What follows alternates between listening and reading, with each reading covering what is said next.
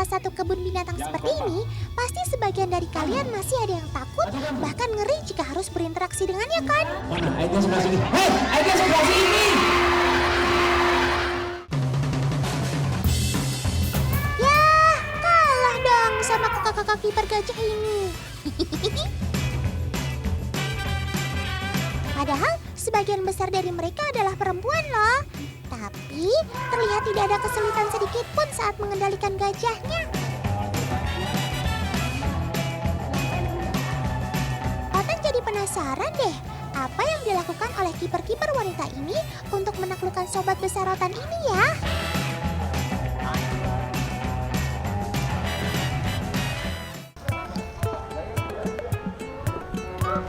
Hai Otan, aku Kak Susi. Gimana tadi pertunjukannya? Pasti seru kan?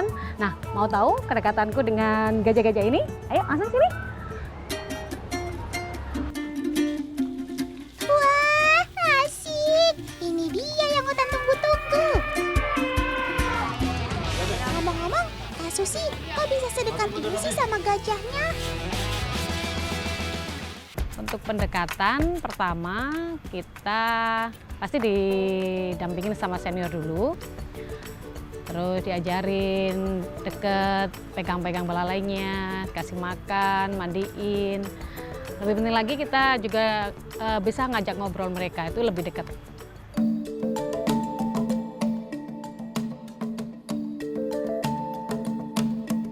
Nah, kalau yang ini adalah sobat Otan si Widya, gajah betina paling lucu.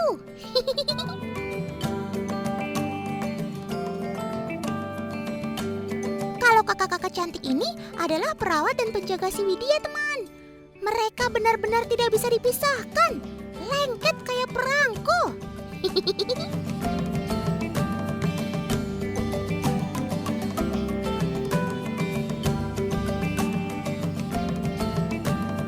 Aktivitas Widya dan teman-temannya setiap pagi adalah berjalan sejauh 1 kilometer menuju tempat pertunjukan. Kalau buat para gajah sih, nggak ada apa-apanya teman. Kalau Otan, nyerah deh.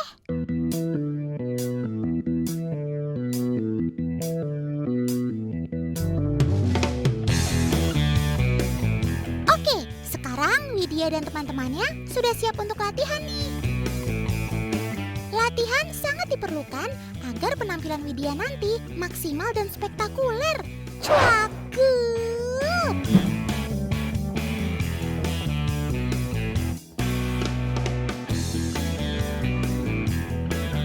Dengan mudahnya, sobat Otan ini mengikuti arahan kiper, teman.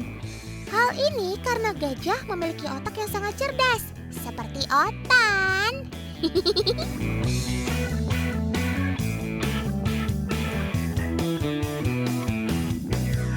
Daya ingat gajah juga sangat baik. Ia bisa mengingat seluruh perintah yang diajarkan. Selain itu, otak si besar ini juga dapat merekam segala perilaku kiper, terutama perilaku para kiper saat menyayangi Widya dan teman-temannya. So sweet!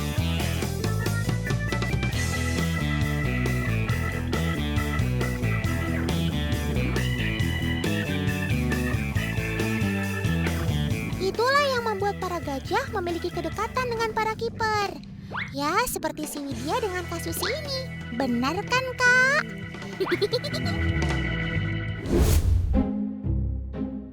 Amazing!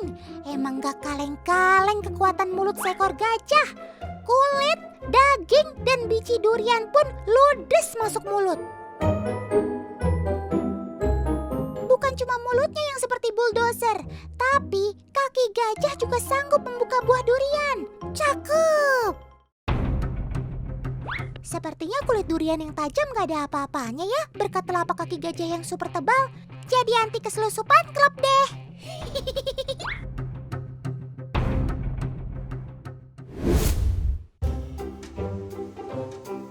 Ini dia teman, tersangka yang makan durian utuh. Namanya Ratih, gajah Sumatera yang berada di Taman Marga Satwa Ragunan, Jakarta.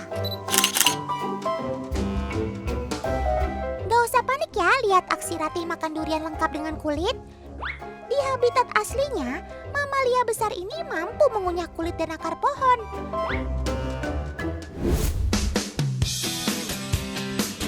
Seru amat kah mainan tepung? Otan mau ikut dong. Asik. Oh iya, teman di rumah pasti nggak asing ya sama tepung warna atau yang disebut tepung holi.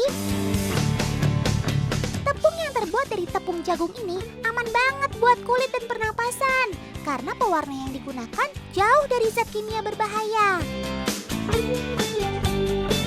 Nah, Otan mau ajak Ratih main tepung warna ini juga karena Otan punya fakta yang WOW banget. Konon, mamalia berkaki 4 hanya berjalan dengan 2 kaki. Maksud Otan berjalan dengan keempat kaki, tapi jejaknya cuma ada 2 nih. Apakah ini sekedar mitos belaka? Kain hitam sudah siap. Tepung warna di ujung kain juga sudah tersedia. Tunggu apa lagi coba? Cus, mainkan!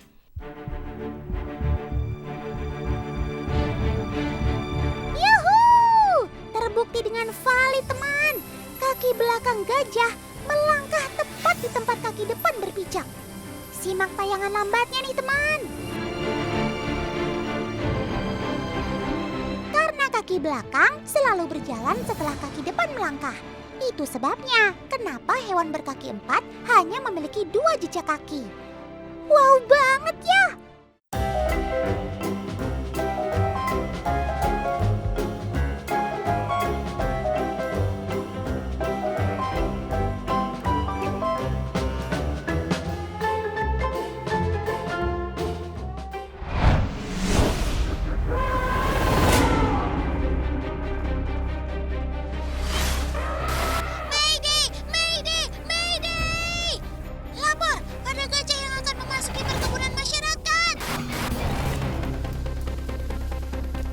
Ya depan bang, dah belakang. Pelan.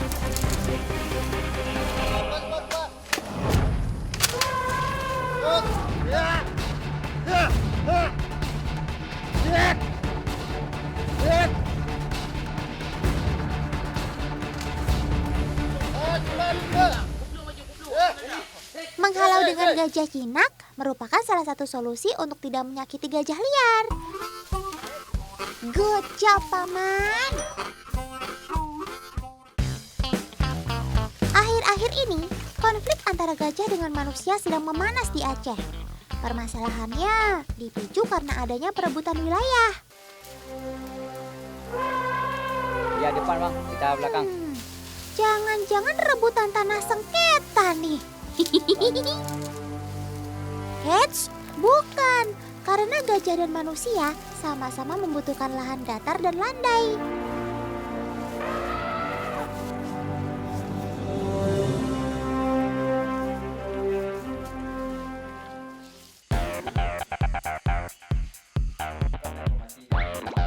Nah, untuk mengatasi permasalahan ini, pihak BKSDA Aceh telah mendirikan Conservation Response Unit atau biasa disebut CRU yang merupakan kelompok patroli gajah.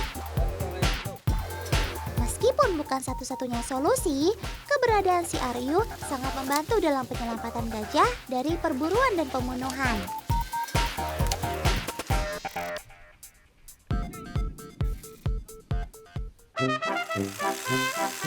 Karena akibat konflik ini, sekitar 8.000 hektar lahan di Aceh Timur mengalami kerusakan. Masyarakat pun kesal, sehingga muncullah tindakan meracuni, menjerat, dan memasang segala ranjau untuk menghalangi gajah memasuki kawasan manusia.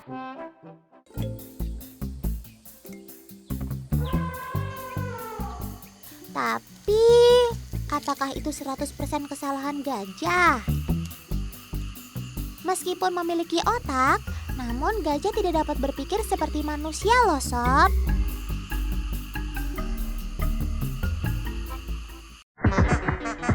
Faktanya, daya ingat gajah cukup kuat. Ia akan selalu ingat wilayah yang pernah ia singgahi. Dan ia akan kembali ke wilayah tersebut setelah 5 tahun. Dan ternyata wilayah yang ia anggap habitatnya kini telah berubah menjadi pemukiman atau perkebunan warga. Namun, kita juga tidak bisa menyalahkan manusia. Karena perkembangan manusia dan kebutuhannya juga semakin meningkat setiap tahunnya.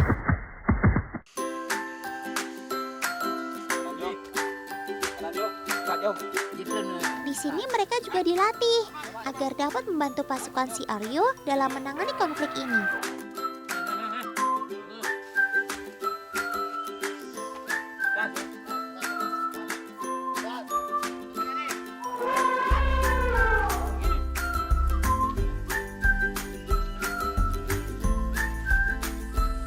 Let's go sob, maju, jalan. Saatnya jalan-jalan cantik.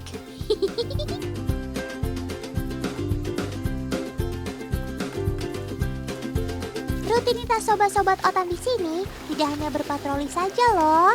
Selain pemberian makan, kesehatan tubuh gajah juga harus diperhatikan. Come on sob, waktunya membersihkan tubuh kalian. Gosok terus paman, sampai bersih ya. Seger, seger, seger.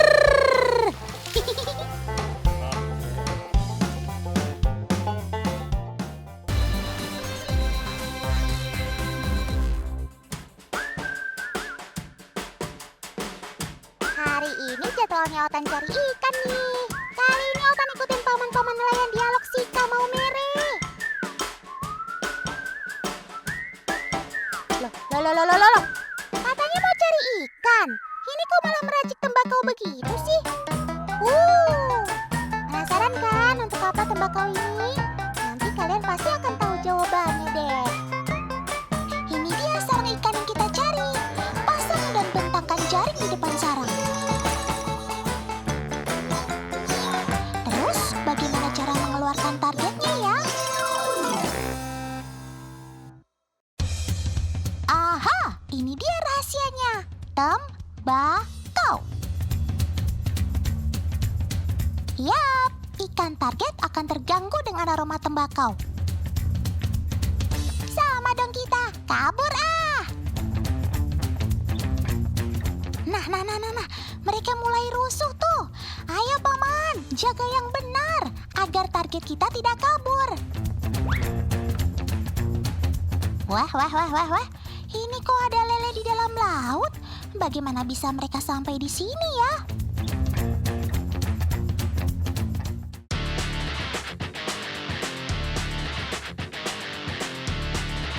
Jangan salah sangka teman, ini bukan. Ini adalah ikan sembilang. Ia hidupnya di dasar laut. Walaupun ikan sembilang hidup di laut, tapi kehebatan kumisnya tetap sama dengan saudaranya yang hidup di air tawar. Kumisnya itu berfungsi sebagai pendeteksi lingkungan sekitar dan makanannya. Teman, ikan sembilang hidup secara berkoloni atau berkelompok loh. Coba saja hitung. 1, 2, 10, 50, 100. Wah, pokoknya banyak banget deh. Otan capek ngitungnya.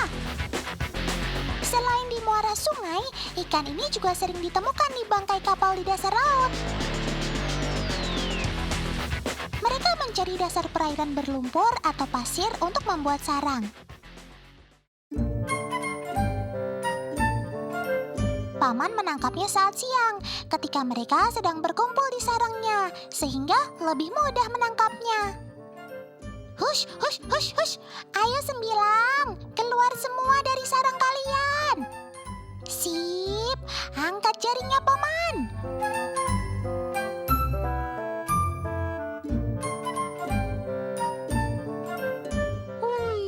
Satu kelurahan ikan sembilang berhasil ditangkap nih.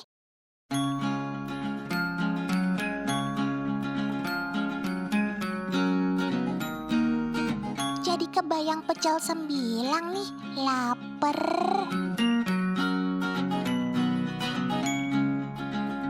Paman, hati-hati memegang si ikan sembilang ya.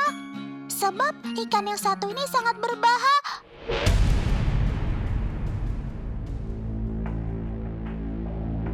Tuh kan, baru saja Otan ngomong.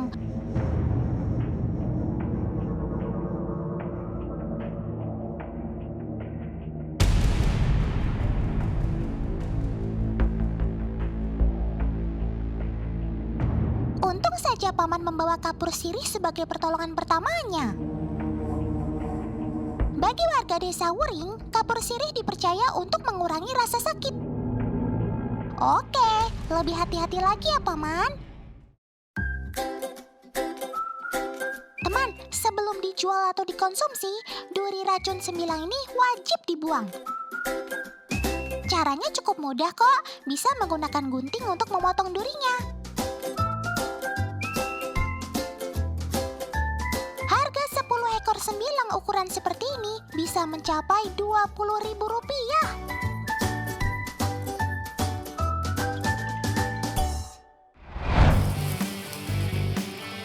Lanjut ketemu sama saudaranya ikan sembilang yuk. Iya, kalau ini sih kedoyanan teman-teman semua nih. Ayo ngaku.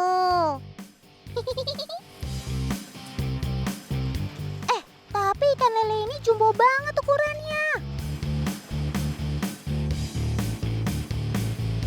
Satu ekornya saja hampir sebesar tangan orang dewasa loh. Lele jumbo ini adalah lele sangkuriang, teman. Lele ini adalah hasil persilangan genetika hingga menghasilkan kualitas super. Ternyata rahasianya bukan pada makanan, melainkan karena faktor keturunan, teman. Yap, lele sangkuriang ini adalah keturunan lele dumbo yang didatangkan dari Afrika Selatan. Pada umumnya, ikan lele hidup di arus air yang kecil, seperti di rawa, telaga, dan waduk.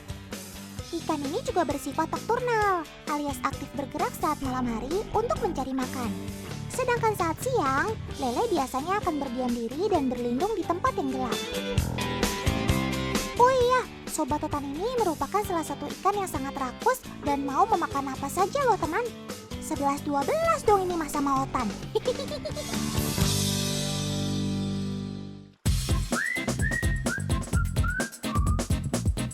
Ikan lele termasuk ikan ekonomis, favoritnya sebagian besar orang Indonesia. Mau diolah jadi apa aja, pasti enak. Di Yogyakarta ada loh olahan lele yang hits dan melegenda, sudah ada sejak tahun 60-an.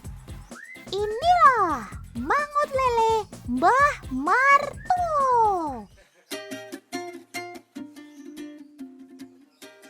Mangut lele Mbah Marto terbuat hanya dari lele segar dan berukuran besar, teman. Cara yang dipakai untuk mengolah mangut lele adalah pengasapan. Cara ini dipakai untuk mendapatkan warna, rasa, dan bau yang khas pada ikan olahan. Hebatnya lagi, dengan diasapi begini, bakteri pembusuk pada ikan juga bisa mati. Cakep! Olahan lele ini wajib banget kalian coba kalau berkunjung ke Yogyakarta.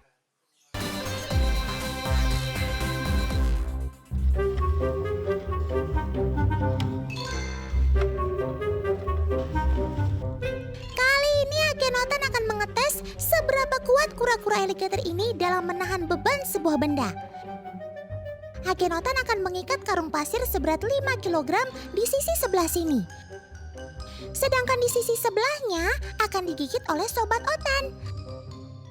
Oke, kita mulai.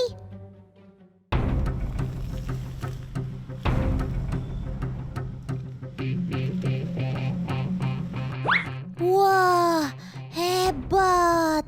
Ternyata benda seberat 5 kg ini mampu ditopang oleh rahangnya. Salut deh. Otan udah gak meragukan lagi kekuatan rahangmu, Sob. Mantul, mantap betul.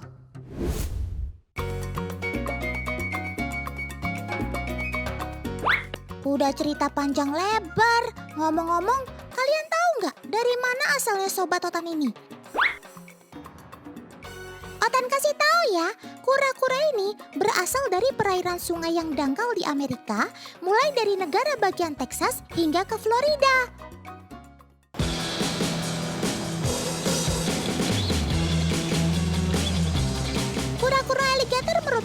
hewan yang hidup di dalam air. Ia tinggal di sungai dengan aliran air yang deras. Sobat Otan ini paling suka kalau berendam berlama-lama di dalam air seperti ini, teman. Adem ya, Sob. Sobat Otan ini cenderung jadi lebih kalem dan pasif. Pokoknya udah mager alias malas gerak gitu deh. Meskipun dia tergolong hewan yang hidup di air, namun kura-kura bernafas menggunakan paru-paru, teman. Ia mampu menyelam di dalam air selama kurang lebih 5 menit, lalu kembali memunculkan hidung ke permukaan untuk mengambil nafas.